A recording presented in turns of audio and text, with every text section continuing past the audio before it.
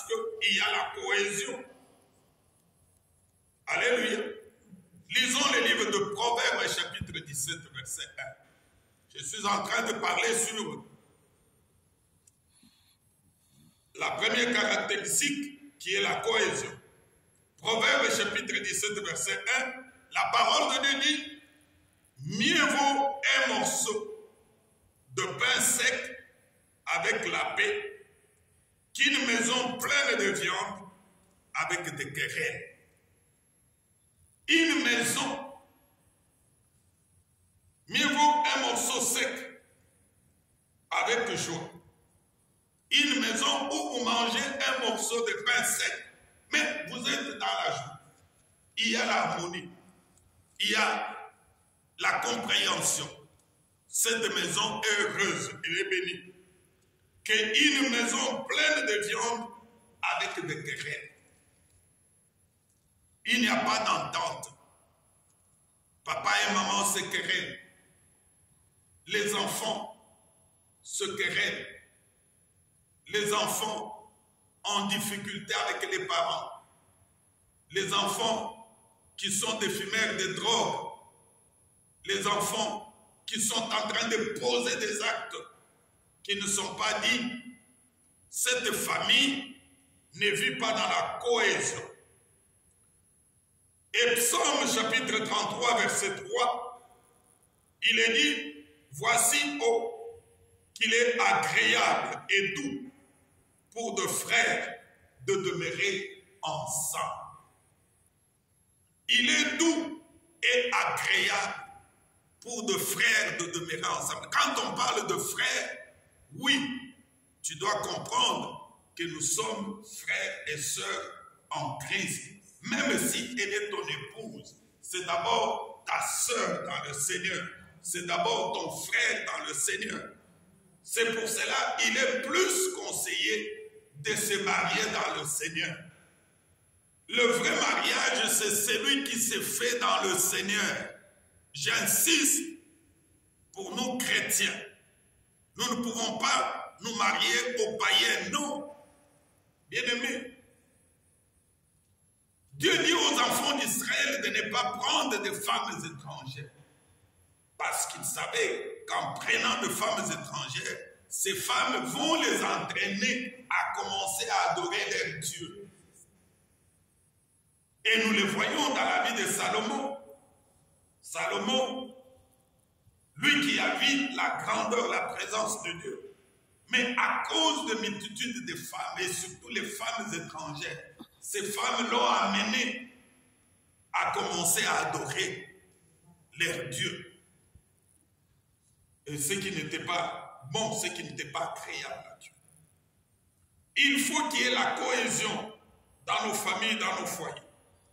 Dans Proverbes chapitre 22, verset 6, la parole de Dieu dit, instruis l'enfant selon la voie qu'il doit suivre. Et quand il sera vieux, il ne s'en détournera pas. Alléluia. Instruis l'enfant selon la voie de Dieu. Nous devons instruire nos enfants selon la voie de Dieu. Tu viens à l'église, il faut venir avec toute ta famille. Ne laisse pas tes enfants à la maison. Ayez le temps de partager la parole de Dieu en famille avec les enfants. Instruis tes enfants selon le modèle biblique, selon la parole de Dieu. Ne soyons pas des parents qui passent des heures et des heures seulement en train de regarder des films avec des enfants, ceci ou cela. Non. Je ne suis pas contre. Il y a un moment pour la distraction, on peut aussi se distraire avec ses enfants. Mais nous devons faire des choses selon la parole de Dieu. Il faut qu'il y ait la cohésion dans le foyer. Et quand il y a la cohésion, tu verras que les choses marcheront très bien et Dieu va se manifester dans votre famille et la famille sera une famille heureuse et bénie. Est-ce qu'on peut dire Amen? Amen. Deuxième caractéristique d'une famille bénie, C'est une famille où la communication est ouverte. La communication est ouverte. Les parents ont le devoir de communiquer continuellement avec leurs enfants.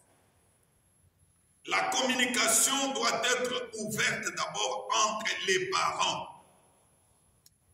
Papa et maman, est-ce que vous avez le temps de vous parler? Vous avez le temps de causer parce que c'est vous d'abord les premiers éléments moteurs. Lorsque vous avez commencé vous deux. Les enfants sont venus après.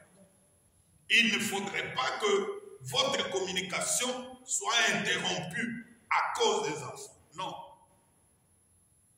Les parents doivent communiquer. Papa doit communiquer avec maman. Maman doit communiquer avec papa. Et lorsque on communique, vous verrez que les choses iront de l'avant. Deutéronome chapitre 6, verset 6. La parole de Dieu dit ceci. Que ces commandements que je te donne aujourd'hui seront dans ton cœur. Tu les inculqueras à tes enfants. Ça, c'est Dieu qui parle aux enfants d'Israël. Tu les inculqueras à tes enfants.